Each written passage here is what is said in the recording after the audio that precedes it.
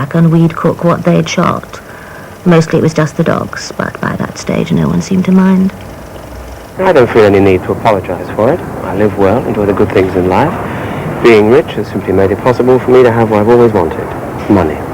You seem to have a great deal of enthusiasm for money. Would it be fair to say that? Yes, I suppose so, but I don't admire money for its own sake, although some of the higher denomination notes are really quite attractive. There's what I can do with it that's more important, like going to Ascot, for example, which I enjoy very much, apart from the racing. And of course, over the years, I've acquired a number of exquisite things, which I'm very proud of. Such as? Paintings, expensive ones, expensive foreign ones. In one of my homes, I can't remember which, Roger will know, I've absolutely covered the walls with them. Almost. There's a small space just above the door in one of the bathrooms. I bought a sketch by Degas, but unfortunately it was an inch too long, and my insurers won't let me trim it. You don't happen to know anybody who did any small paintings, do you? Preferably in grey? Not offhand, no. Well, if anybody does, and they want to make a few bob, they should definitely get in touch with me. Remember, 5x7, grey, and I don't want anything with two eyes sticking out of an armpit or anything like that. All right? I'm talking big money here. Well, At 45, Andrew Everett gives the impression of knowing exactly what he wants and not minding how many noses he puts out of joint to get it. I hate it there. I don't know why you put it there in the first place. Well, according to the legend, that was the window the Marquis was found dangling from. I don't care which bloody window he was found dangling from. I'm not having him looking at me while I'm weight training. Nearly did myself a bloody injury this morning. Move him 2 windows along. Right. 2 windows along, please, Jim.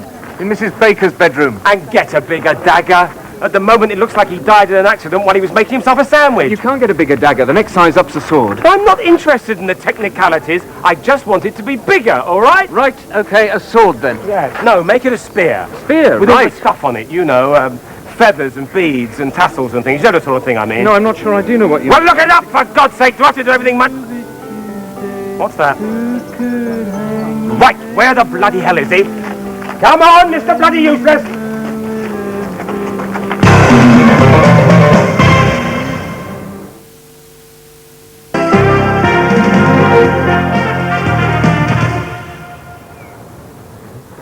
Over the years, not everyone who has done business with Andrew Everett has emerged entirely unscathed. These 3 men received substantial prison sentences as a direct result of their involvements in business ventures which Everett had masterminded. And yet, perhaps remarkably, Everett has never himself been convicted of any wrongdoing. Business is about taking risks and getting your timing right. The trick is to be in the right place at the right time to do the deal and also to know when to get out again. Yes, sometimes that's been just before the police have arrived, hasn't it? I have never done anything improper. 3 people you've done business with are now serving prison sentences. Yes, I've been a bit unlucky in my choice of partners. I'm probably a bit too trusting. It's a fault, isn't it? In 1988, Everett himself faced criminal charges after the takeover bid he had mounted for Ski Park, a Dutch-based company which markets indoor ski resorts, failed disastrously. Investors lost hundreds of thousands of pounds. Everett, though, somehow managed to emerge from the venture with a profit, leading many commentators to suspect major financial misconduct on his part.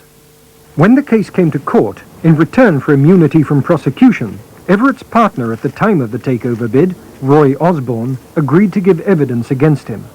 The story he told the court was of Byzantine business transactions of extraordinary complexity. Everett was moving money around all over the place all the time.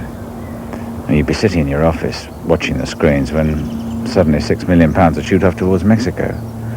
Half an hour later, it'd come back from Hong Kong as kwaches. As what?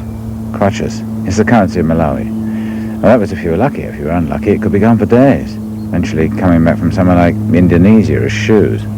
The shoe being the unit of currency in Indonesia, yes? No, the shoe being what you wear on your foot. You know, shoes. Oh, I see, yes.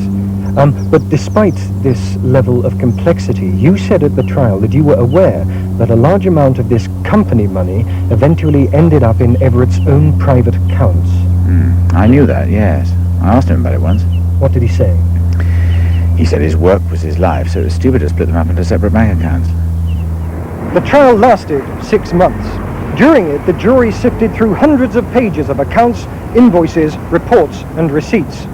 Shortly after they had retired to consider their verdict, they sent out a note requesting a desktop computer, an atlas, and some crayons. They emerged 3 weeks later, clearly in a state of total confusion and exhaustion, and returned a verdict of not guilty of manslaughter.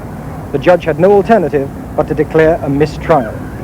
Obviously, I felt totally exonerated by the verdict. But it was declared a mistrial. You can hardly call that a total exoneration. In business, you have to be prepared to make the best of what you've got. If what I've got is a mistrial, then I'm prepared to feel totally exonerated by it. Why was it that Andrew Everett's past rang no alarm bells for Drayford Council? Probably because from the very first day he came to see them, in what used to be Drayford Town Hall behind me, he went out of his way to impress them, staging such events as spectacular multimedia presentations, the like of which they'd never seen before. They were putty in his hands. 12 councillors seated, surrounded by 18 speakers. Dry ice, lasers, the lot. The whole thing started with a fanfare. Then this huge screen suddenly filled with the words, Drayford, a new Venice, but drier. They lapped it up. Next week they got Drayford, gateway to Staffordshires Riviera. They liked that one too. Then there's all the freebies he gets them. Tickets to shows and stuff. In the last 6 months, those councillors have been into the West End more often than most tube drivers. Councillor, last year at Mr. Everett's invitation, your entire council attended the opening night of an Andrew Lloyd Webber musical. Yes. Do you think that that was wise? Some people like him and some people don't. No, that's not actually what I meant. What I meant was, do you think it was wise to accept an invitation of this sort from a man whom your council is charged with monitoring? I don't see there was anything wrong with it.